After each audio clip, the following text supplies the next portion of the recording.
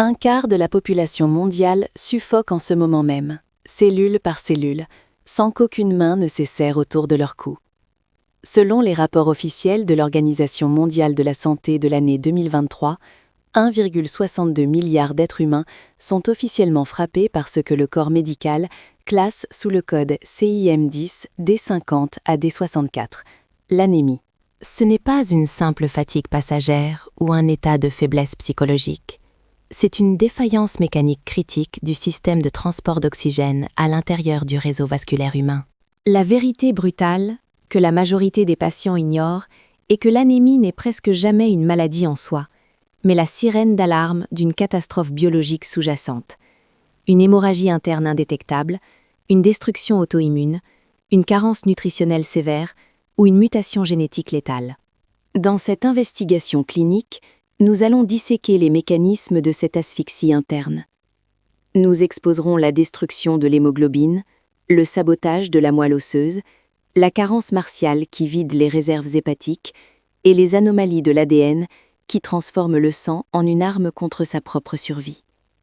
Voici les données, les preuves microscopiques et la réalité physiologique stricte d'une épidémie silencieuse. Pour comprendre l'anémie, il faut d'abord infiltrer l'épicentre de la respiration cellulaire humaine. À chaque seconde qui s'écoule, la moelle osseuse rouge d'un adulte sain, située dans les os plats comme le sternum et le bassin, fabrique exactement 2,4 millions de nouveaux globules rouges, scientifiquement nommés érythrocytes. Ces cellules, d'un diamètre microscopique de 7 à 8 micromètres, sont des véhicules de transport logistique dépourvus de noyaux, conçus avec une architecture biconcave pour maximiser leur surface de contact. Leur unique fonction durant leur cycle de vie strict de 120 jours est de transporter une protéine complexe, l'hémoglobine. Une seule goutte de sang contient des millions de ces véhicules et chaque érythrocyte contient environ 300 millions de molécules d'hémoglobine. La structure de cette molécule repose sur 4 chaînes de globine, chacune abritant en son centre un groupe héminique contenant un atome de fer à l'état ferreux, Fe+. C'est cet atome de fer précis qui capture l'oxygène dans les alvéoles pulmonaires pour le relâcher dans les tissus périphériques, du cortex cérébral aux fibres musculaires.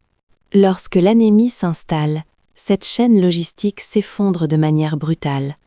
La concentration d'hémoglobine chute en dessous des seuils critiques établis par la communauté scientifique, moins de 130 grammes par litre chez l'homme adulte et moins de 120 grammes par litre chez la femme. Le résultat immédiat est une baisse dramatique de la pression partielle en oxygène dans le sang artériel. Les organes entrent en état d'hypoxie tissulaire. Le cœur, pour compenser ce déficit d'approvisionnement en oxygène, est forcé d'augmenter son débit de pompage de manière drastique, déclenchant une tachycardie compensatoire. Les patients ne ressentent pas de la fatigue, ils subissent une asphyxie cellulaire à l'échelle systémique. Les reins, détectant cette chute d'oxygène via des chémorécepteurs ultrasensibles, réagissent en sécrétant massivement une hormone glycoprotéique appelée érythropoïétine, EPO, dans une tentative désespérée de fouetter la moelle osseuse pour qu'elle produise plus de globules rouges. Mais si les matières premières manquent ou si la moelle est défectueuse, ce signal hormonal tourne à vide. La machine corporelle s'épuise alors en tentant de faire circuler un sang devenu fonctionnellement stérile. L'investigation des bases de données épidémiologiques mondiales révèle l'ampleur effrayante de ce déficit sanguin. L'anémie n'est pas confinée à une classe sociale ou à une zone géographique restreinte. Elle parasite l'économie mondiale et le développement cognitif des populations à une échelle industrielle. Les statistiques consolidées par l'OMS et les agences de santé internationales démontrent que 42% des enfants de moins de 5 ans dans le monde et 40% des femmes enceintes sont actuellement anémiques. L'impact physiologique de cette carence dans les premières années de la vie se traduit par des lésions irréversibles sur le développement neurologique. Les données cliniques montrent une corrélation directe et chiffrée entre l'anémie fériprive précoce et une baisse mesurable du quotient intellectuel, ainsi que des retards dans l'acquisition des capacités motrices et linguistiques. Sur le plan macroéconomique, les rapports d'investigation sanitaire estiment que la perte de productivité physique et cognitive liée à l'anémie ampute le produit intérieur brut, PIB, mondial de plusieurs dizaines de milliards de dollars chaque année. Historiquement, cette condition n'est pas nouvelle, mais son diagnostic a évolué. Dès le XVIe siècle, Les médecins européens comme Johannes Lang décrivaient la chlorose ou maladie verte, une affection touchant principalement les jeunes femmes, caractérisée par une pâleur verdâtre de la peau, des palpitations et une faiblesse extrême. Lang, par une observation empirique, prescrivait déjà des préparations à base de limaille de fer pour inverser les symptômes. Aujourd'hui, l'épidémie a changé de visage, mais conserve ses racines de malnutrition, d'infections parasitaires endémiques, comme le paludisme ou les ankylostomes qui se nourrissent du sang dans les intestins, et de défaillances diagnostiques dans les pays industrialisés, où les carences alimentaires ciblées frappent paradoxalement des populations en surpoids. Les registres hospitaliers mondiaux enregistrent des millions de consultations annuelles pour ce qui est classé comme une simple asthénie, alors qu'il s'agit d'une défaillance sanguine systémique majeure. La forme d'anémie la plus documentée et la plus répandue sur la planète est l'anémie ferriprive, ou anémie par carence en fer. Elle représente à elle seule plus de la moitié des cas cliniques mondiaux. L'investigation de cette pathologie nous plonge dans le tractus gastro-intestinal, précisément dans la lumière du duodénum, où se joue l'absorption du fer. Le corps humain adulte contient entre 3 et 4 grammes de fer, rigoureusement recyclés. L'absorption quotidienne requise n'est que ne peint à 2 mg. Cependant, l'absorption intestinale est un processus d'une complexité biochimique extrême. Le fer apporté par l'alimentation doit être réduit de son état ferrique, Fe3+, à l'état ferreux, Fe2+, par des enzymes spécifiques à la surface des entérocytes, les cellules de la paroi intestinale. Une fois absorbé, il est stocké dans le foie, la rate et la moelle osseuse sous forme de ferritine, une protéine de réserve, ou transporté dans le plasma sanguin par la transférine. Lorsque les apports sont insuffisants, ou pire, lorsque des pertes sanguines chroniques surviennent, les réserves s'effondrent. Le foie épuise ses stocks de ferritine, microcytose, et pauvre en hémoglobine, hypochromie. Sous le microscope du pathologiste, ces cellules apparaissent comme des anneaux pâles et fragiles, au lieu de disques rouges denses. Mais la véritable menace de l'anémie ferriprive réside dans ses causes cachées. Chez l'homme adulte ou la femme ménopausée, une carence en fer n'est jamais considérée par un médecin légiste ou un gastro-entérologue compétent comme un simple problème alimentaire. C'est une signature médico-légale de saignement occulte.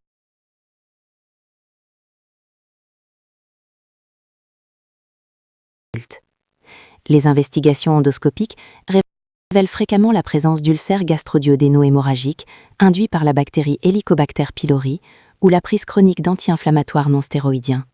Plus glaçant encore, l'anémie ferriprive est souvent le premier, et parfois le seul, symptôme d'un carcinome colorectal silencieux. Une tumeur maligne siégeant dans le côlon droit saigne goutte à goutte de manière microscopique, échappant à l'inspection visuelle des selles, et vide méthodiquement les réserves de fer du patient sur des mois, voire des années, avant que l'obstruction intestinale ne révèle un cancer à un stade avancé. Au-delà du fer, la machinerie de l'érythropoïèse exige des cofacteurs enzymatiques cruciaux pour la synthèse de l'ADN cellulaire, la vitamine B12, cobalamine, et la vitamine B9, acide folique. L'absence de l'un de ces éléments déclenche un type d'anémie radicalement différent, classé sous le terme d'anémie macrocytaire ou mégaloblastique. Le mécanisme de destruction ici ne concerne pas la fabrication de l'hémoglobine, mais la division cellulaire elle-même. Dans la moelle osseuse, les érythroblastes, les précurseurs des globules rouges, se gorgent d'hémoglobine et augmentent de volume. Mais sans la vitamine B12 ou B9, la réplication de leur ADN est bloquée. Ils sont incapables de se diviser. Le résultat est l'expulsion dans la circulation sanguine de globules rouges géants, difformes et dotés d'une durée de vie extrêmement raccourcie, appelés macrocytes. Le cas de la vitamine B12 est particulièrement complexe et cache une étiologie redoutable connue sous le nom de maladie de Biermer ou anémie pernicieuse. La vitamine B12 contenue dans la viande et les produits laitiers ne peut être absorbée dans l'iléon terminal, la fin de l'intestin grêle, que si elle est préalablement couplée à une glycoprotéine spécifique, le facteur intrinsèque. Ce facteur est sécrété exclusivement par les cellules pariétales de la muqueuse gastrique. Dans la maladie de Biermer, le système immunitaire du patient se retourne contre lui-même. Des auto-anticorps sont synthétisés pour cibler et détruire délibérément les cellules pariétales de l'estomac, ou se lier directement au facteur intrinsèque pour le neutraliser. L'absorption de la B12 s'effondre à zéro. Au-delà de l'anémie macrocytaire qui s'installe, la carence en vitamine B12 déclenche un processus de dégénérescence neurologique sévère. La B12 est indispensable à la formation de la gaine de myéline, la couche isolante qui protège les fibres nerveuses. Sans elle, les neurones subissent une démyélinisation progressive, touchant d'abord les cordons postérieurs de la moelle épinière. Les dossiers médicaux font état de patients présentant des neuropathies périphériques, des pertes de proprioception, l'incapacité de situer son propre corps dans l'espace, des engourdissements des membres, puis, dans les cas avancés, des troubles psychiatriques profonds, une démence réversible et la paralysie. Il existe une catégorie d'anémie où la moelle osseuse fonctionne parfaitement, produisant des globules rouges sains et en quantité suffisante, mais où ces cellules sont massacrées dans la circulation sanguine avant d'atteindre leur durée de vie de 120 jours. C'est l'anémie hémolytique. L'investigation de ce phénomène nous amène directement à la rate, un organe situé dans le quadrant supérieur gauche de l'abdomen qui agit comme un filtre sanguin et un cimetière pour les globules rouges sénescents. Dans les processus hémolytiques, ce cimetière tourne à plein régime, détruisant prématurément les hématies. Cette destruction libère massivement de la bilirubine, un produit de dégradation de l'hémoglobine, dans le plasma, provoquant un ictère, jaunisse, chez le patient, ainsi qu'une hypertrophie de la rate, la splénomégalie. L'origine de ce massacre interne peut être extrinsèque, comme dans le cas des anémies hémolytiques auto-immunes, où les anticorps IgG ou IgM du propre système immunitaire du patient s'attachent à la membrane des globules rouges, les marquant à mort pour qu'ils soient dévorés par les macrophages hépatiques et spléniques. Cependant, les formes les plus dévastatrices d'hémolyse sont inscrites dans le code génétique des patients. La drépanocytose ou anémie falciforme en est l'exemple le plus brutal. Une seule erreur dans le code ADN du chromosome 11 provoque la substitution d'un acide aminé, l'acide glutamique, par de la valine, à la 6e position de la chaîne bêta de la globine. Cette mutation ponctuelle crée une hémoglobine anormale, l'hémoglobine S. Dans des conditions de faible concentration en oxygène, ces molécules d'hémoglobine S polymérisent et s'agglutinent à l'intérieur du globule rouge, déformant la membrane cellulaire et donnant à l'érythrocyte la forme rigide d'une faucille. Ces globules rouges falciformes perdent leur souplesse. Ils se bloquent dans les microcapillaires sanguins, provoquant des crises vaso-occlusives, des obstructions brutales de l'irrigation sanguine qui génèrent des douleurs ischémiques atroces dans les os, l'abdomen et le thorax, et qui conduisent à la nécrose des tissus et à des accidents vasculaires cérébraux, même chez les enfants. Une autre mutation génétique, la thalassémie, se caractérise par l'incapacité de synthétiser des quantités adéquates de chaînes alpha ou bêta de l'hémoglobine, entraînant une destruction massive des globules rouges défectueux directement à l'intérieur de la moelle osseuse, nécessitant chez les patients atteints des transfusions sanguines à vie et entraînant une surcharge en fer, toxique pour le cœur et le foie. Face à cette multitude de défaillances biologiques, le protocole d'investigation médicale exige une rigueur analytique absolue. Le premier outil de ce diagnostic est l'hémogramme ou numération formule sanguine, NFS. Les hématologues ne se contentent pas de regarder le taux d'hémoglobine, ils dissèquent les indices érythrocytaires. Le volume globulaire moyen, VGM, indique avec une précision micrométrique la taille moyenne des globules rouges, permettant de classer instantanément l'anémie en microcytaire, carence en fer, thalassémie, normocytaire, hémolyse, insuffisance rénale, hémorragie aiguë, ou macrocytaire, carence en B12, B9. Le taux de réticulocytes, qui compte les jeunes globules rouges fraîchement libérés, indique si la moelle osseuse est capable de régénérer le sang, anémie régénérative, ou si elle est à l'arrêt, anémie arrégénérative. Des analyses sanguines complémentaires mesurent la ferritine sérique, le coefficient de saturation de la transférine, les taux de folate et de cobalamine, et recherchent la présence d'anticorps antinucléaires ou le test de Coombs pour identifier une agression auto-immune. Le traitement de l'anémie, dicté par les résultats de ces investigations microscopiques, est une réponse balistique ciblée. La médecine moderne n'administre pas de traitement générique. Pour les anémies ferriprives sévères, ou celles liées aux maladies inflammatoires de l'intestin, où l'absorption orale est impossible, les hôpitaux utilisent des perfusions intraveineuses de fer polymaltose ou de carboxymaltose ferrique, injectant directement des centaines de milligrammes de fer dans la circulation veineuse pour restaurer les stocks hépatiques en quelques heures. Dans les cas d'insuffisance rénale chronique, où les reins détruits ne produisent plus de PO, les patients reçoivent des injections sous-cutanées régulières d'érythropoïétine recombinante de synthèse, époétine alpha ou d'arbépoétine, pour forcer artificiellement la moelle osseuse à reprendre sa production.